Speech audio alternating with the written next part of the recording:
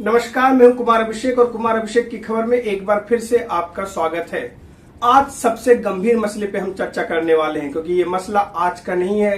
ये मसला 3 मई 2023 से शुरू हुआ है और अभी तक खत्म होने का नाम नहीं ले रहा है। जी हाँ, मैं बात कर रहा हूं मणिपुर हिंसा की।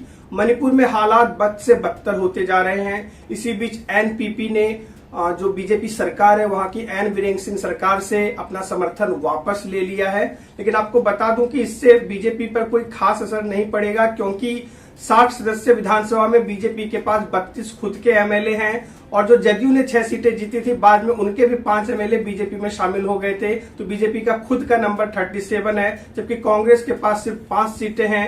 और एनपीपी जो की पार्टी है कामरेड संगमा की, उनके नेतृत्व वाली 7 विधायकों की उनकी पार्टी है, उन्होंने समर्थन वापस लिया, क्योंकि उनका आरोप है कि सरकार हिंसा से ग्रस्त मणिपुर से ठीक से नहीं निपट पा रही है, पूरी तरह से प्रशासनिक विफलता है। ऐसे में उनका सरकार के साथ बने रहना एक जनता में गलत संदेश जाएगा, इसी के लिए वो अपना समर्थन वापस ले रहे हैं। इसके अलावा आपको बता दें कि ताजा विवाद है जो सीआरपीएफ कैंप पर और जो पुलिस स्टेशन पर हमला हुआ था, उसमें 11 उग्रवादी मारे गए थे। उसके बाद कुछ उग्रवादियों ने लौटते समय 6 लोगों को 5 या 6 लोगों को शायद बंधक बना लिया था। तो उनमें से एक महिला और 2 बच्चों के शव नदी में मिले, जिसके बाद से बहुत रोष है मणिपुर के लोगों में। और इसी बीच कल जो है उन्होंने मुख्यमंत्री आवास पर हमला करने की कोशिश की लोगों ने, और वहां के कई मंत्रियों और विधायकों के घरों में तोड़फोड़ तक की। इसी के लिए मणिपुर के 7 जिलों में इंटरनेट की सेवाएं बंद कर दी गई और इम्फाल में पूरी तरह से कर्फ्यू लगा दिया गया है। लेकिन सरकार को सोचना होगा,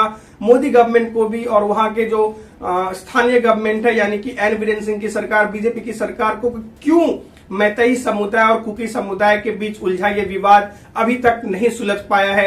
जबकि दोनों ही दल, दोनों ही जो समुदाय है वो चाहते हैं इसका सॉल्यूशन हो, क्योंकि इसमें गरीब जनता पिस रही है। तो कहीं ना कहीं सरकार पर भी सवाल खड़े हो रहे हैं, क्या सरकार मूक दर्शक बनकर सिर्फ तमाशा देख रही है, या कि चुनावों में व्यस्त है। जो भारत सरकार के मंत्री हैं, जो झारखंड और महाराष्ट्र में और कुछ राज्यों में उपचुनाव हो रहे हैं, क्यों सरकार का इस ओर ज्यादा ध्यान नहीं है। लगभग 1.5 साल होने को आया, 1 साल 5 महीने, और ये समस्या बनी की बनी हुई है। ऐसे में बीजेपी सरकार पर भी सवाल उठना लाजमी है। हम उम्मीद करते हैं कि सरकार इस चीज को गंभीरता से लेगी और जल्दी ही इसका सॉल्यूशन निकालेगी। चलिए अगली खबर की ओर रुक करते हैं। अब दिल्ली की बात करते हैं, जो कि प्रदूषण से दिल्ली का बुरा हाल है। वहां का औसतन AQI आज रजिस्टर्ड किया गया 441, जो कि बहुत ज्यादा खतरनाक स्तर है। और ग्रेड 4 लागू कर दिया गया है दिल्ली में, यानी कि कल से जो स्कूल्स हैं 10वीं और 12वीं को छोड़ करके सभी स्कूलों में अब ऑनलाइन पढ़ाई होगी, जितने भी स्कूल हैं। और कई तरह के प्रतिबंध लागू होंगे कंस्ट्रक्शन के कामों में और प्रदूषण फैलाने वाले कामों पर। तो इस तरह से देखा जाए तो दिल्ली को गैस चेंबर बना दिया गया है। चाहे पराली जलाने की बात हो, चाहे बहुत सारा वाहन है वहां और बहुत सारे सीएनजी विकल्प भी हैं, लेकिन फिर भी अगर इतना प्रदूषण फैल रहा है तो ये दिल्ली के लिए खतरे की घंटी है। हम उम्मीद करते हैं कि इस समस्या का कोई ना कोई समाधान निकाला जाएगा और दिल्ली के प्रदूषण को कंट्रोल किया जाएगा। चलिए अगली खबर की ओर रुख करते हैं। जैसा कि हमने बताया कि आपको झारखंड और महाराष्ट्र में चुनाव चल रहे हैं और कल इन दोनों ही राज्यों में चुनाव प्रचार का आखिरी दिन है। सभी पार्टियों ने अपनी पूरी ताकत झोंक दी है जनता को लुभाने के लिए। हम आपको बताना चाहेंगे कि आरएसएस से जुड़े हुए 65 संगठन इस बार महाराष्ट्र में घर घर जाकर लोगों को जागरूक कर रहे हैं, प्रचार कर रहे हैं कि वो अपना मतों का प्रयोग जरूर करें, वोटरों को जागरूक कर रहे हैं। क्योंकि ऐसा माना जा रहा था कि लोकसभा चुनाव में आरएसएस ने उतना सपोर्ट बीजेपी को नहीं किया जितना वो कर सकती थी।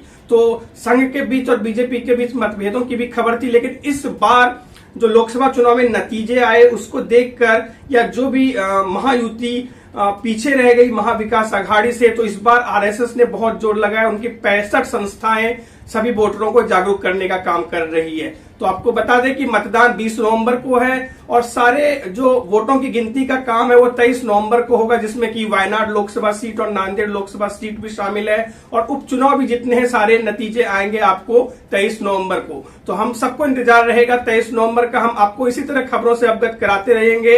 आप हमारे साथ बने रहिए कुमार अभिषेक की खबर के साथ। हमारे चैनल को सब्सक्राइब करें, हमारे वीडियोस को लाइक करें और बेल आइकन दबाना ना भूलें, ताकि आपको सारा नोटिफिकेशन मिल सके। आज की खबर में बस इतना ही। गुड नाइट, शब बखैर, जय हिंद।